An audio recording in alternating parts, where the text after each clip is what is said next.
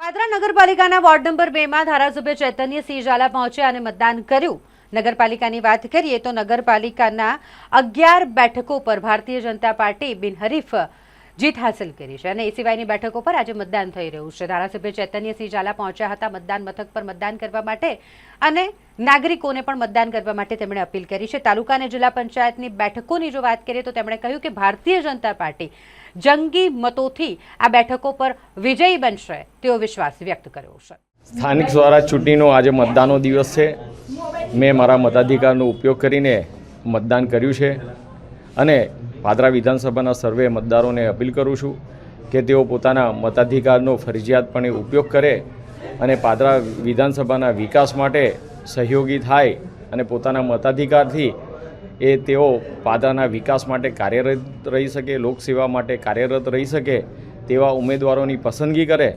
अने जे रीते मतदारोनो धसारो देखाई रह्यो छे तेना परथी मने विश्वास छे के पादरा नगरपालिकानी 11 सीटों जे अमे बिनहरीफ जीती चूक्या छे,